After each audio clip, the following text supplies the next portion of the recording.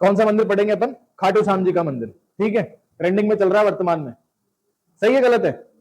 सही है ना? क्यों चल रहा है अभी पता चल जाएगा। ठीक है, खाटू श्याम जी का मंदिर कहां पर है? तो सीकर में है। कहां पर है? सीकर में है। ठीक है, खाटू श्याम जी के पिताजी का नाम क्या था? इनके पिताजी का नाम था घटोत्कच। ठीक है, और माताजी का नाम क्या था? इनकी माताजी का नाम था मोरवी। आई बात समझ में? खाटू श्याम जी का मंदिर कहां है? सीकर में। खाटू श्याम जी पिताजी का नाम क्या है? घटोत्कच, और माताजी का नाम क्या है? मोरवी। घटोत्कच के पिताजी का नाम क्या है? भीम। घटोत्कच के पिताजी का नाम क्या है? भीम। ठीक है, खाटू श्याम जी के पिताजी का नाम क्या है? घटोत्कच, और घटोत्कच के पिताजी का नाम क्या है? भीम। 5 भाई हुआ करते थे पांडव, ये पांडवों में से एक थे, शक्तिशाली थे, जो भारी भरकम यही थे ना। ठीक है, और घटोत्कच के पुत्र का नाम क्या है? बर्बरिक है। खाटू श्याम जी नहीं, ध्यान रखना क्या है? बर्बरिक। ठीक है, तो खाटू श्याम जी के मंदिर का निर्माण किसने करवाया? तो रूप सिंह चौहान ने करवाया। किसने करवाया? रूप सिंह चौहान ने। रूप सिंह चौहान ने खाटू श्याम जी के मंदिर का निर्माण कब करवाया? रूप सिंह चौहान ने खाटू श्याम जी के मंदिर का निर्माण कब करवाया? तो रूप सिंह चौहान ने खाटू श्याम जी के मंदिर का निर्माण करवाया था 1027 ईस्वी में।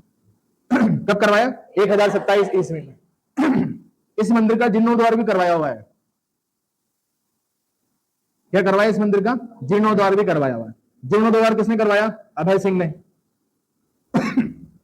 किसने करवाया? अभय सिंह ने। कब करवाया था? तो 1720 में करवाया था।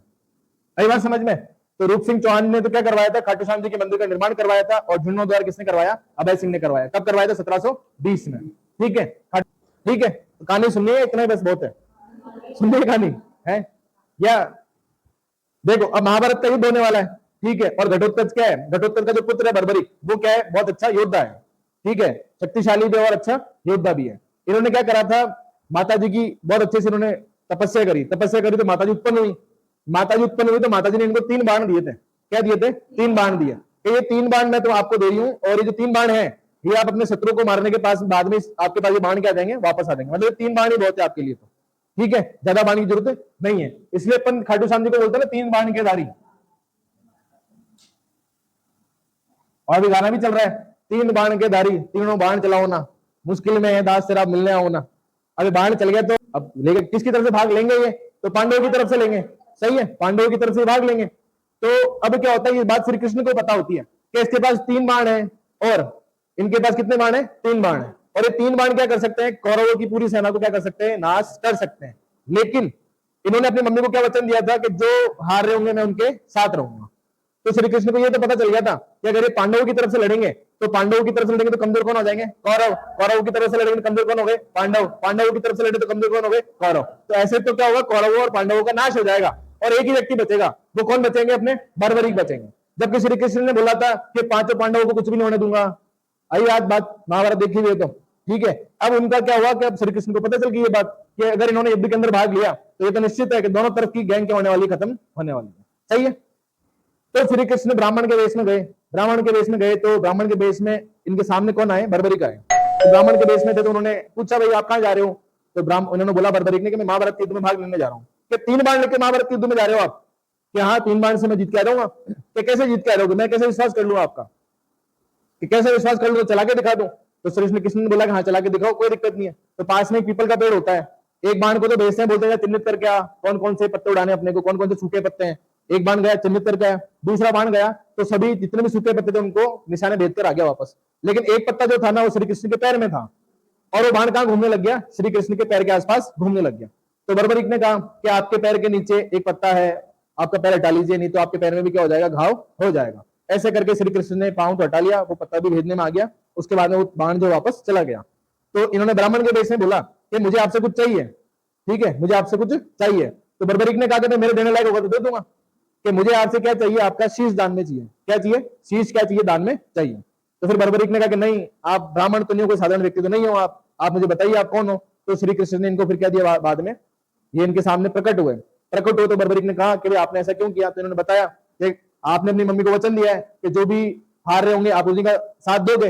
अगर आप पांडवों की तरफ से लड़ोगे तो कौरव हारेंगे तो आप कौरवों की तरफ जाना पड़ेगा आपको, फिर पांडव हारेंगे तो पांडवों की तरफ आना पड़ेगा। ऐसे करोगे तो आपका पूरा ही क्या हो जाएगा? सर्वनाश हो जाएगा।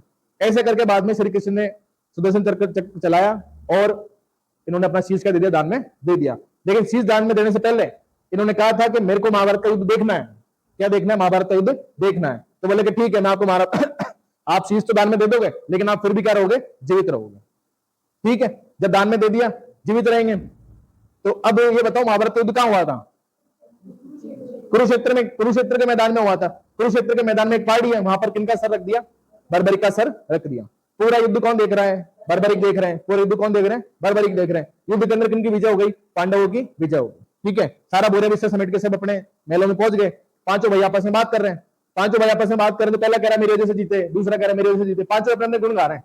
उस समय कौन पहुंच गए? श्री कृष्ण पहुंच गए। श्री कृष्ण पहुंचे तो बोले क्यों झगड़ रहे हो तुम लोग? कि आप बताओ कि हम पांचों में से युद्ध किसने जितवाया? कि मैं कैसे बता दूं, मैं तो खुद युद्ध के अंदर शामिल था। युद्ध के अंदर जो शामिल नहीं था व्यक्ति, जिसने युद्ध देखा हुआ बता सकता है कि युद्ध किसने जितवाया। तो बोले कौन? कि बर्बरिक। बर्बरिक ने क्या देखा? पूरा महाभारत का युद्ध देखा है। पांचों भाई और श्री कृष्ण किसके पास चले गए? बर्बरिक के पास चले गए।